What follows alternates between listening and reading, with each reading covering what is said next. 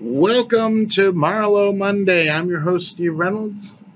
Can you believe we're on Marlo Monday number 16? I've been reflecting on the 23 years I've been studying Marlo, and there seems to be no end in sight.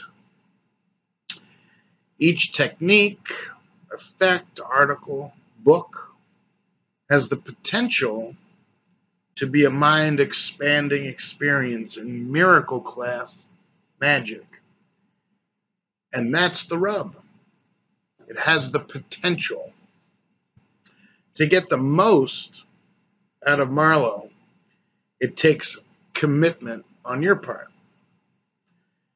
To get through a Marlo book isn't enough. Like one pass through and you say, I read Marlo. Did you? Did you really? Rocker Bomber always told me, and it's true, Marlo demands multiple readings. So some people want it to be easier. And so you come to, or maybe begin with, Marlo Without Tears, 1983. That's another funny book. Because while it does contain some less challenging items, I mean, that was the sole intention Rocker Bomber had, which was to present subtle Marlo. Marlo seemed more concerned with getting a few more things into print. So you have things like the first item, 2-second side steal, far from tearless. The Marnace bottom deal, one of the best bottom deal techniques for a poker demo. Another tearful technique. So it's a wonderful book to start with. And it has enough complexity in it to keep you from complacency.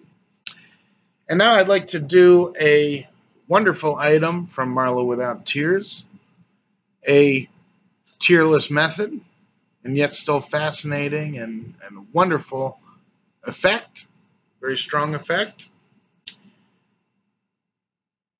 Let's take a look. I don't want to belabor the obvious. Shuffle deck. Okay.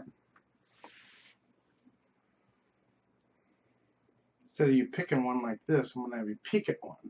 So as I run through the pack like this, say stop anytime. Stop. All right.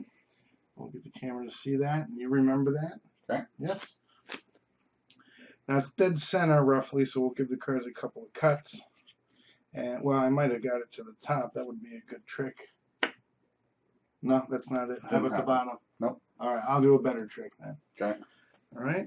So you peeked at a card. Now I want you to pick a card. So just it'll be an indicator card. So just this one here.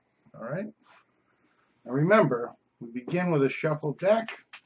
You could have peeked at any one, and now you have an indicator card which you can put anywhere in the pack. So just put it face down somewhere in the pack. All right. I don't think it's that low. I have a feeling about these things. Okay. Put it like near the center somewhere. I have a feeling because I shuffled them. I should know. All right. There we go. Right about there. Look at that.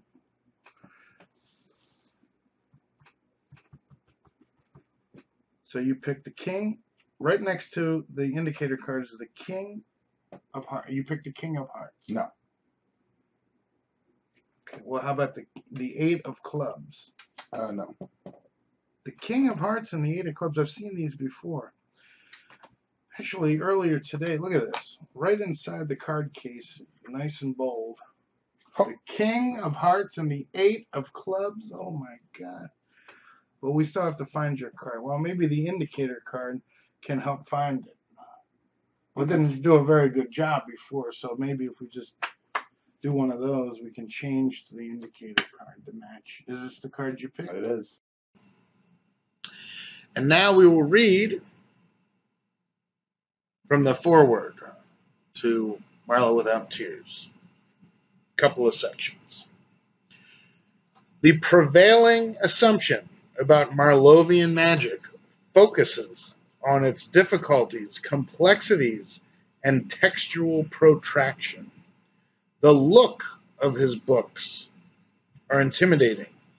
Pages of explanation, dense detail, allusions to other notes, published and unpublished, and diverting subtext.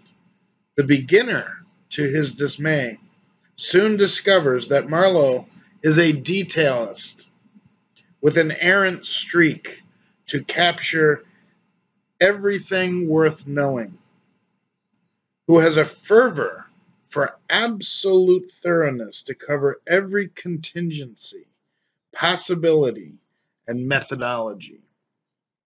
And this textural protraction and plethora causes newcomers, not knowing where to begin, to forestall starting at all.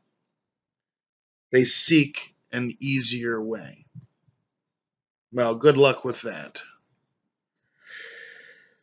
And finally, and I'd like to change the writer in this section, this excerpt, to creator of card magic. Simplification is an admirable goal, but careful creators of card magic are wary of it.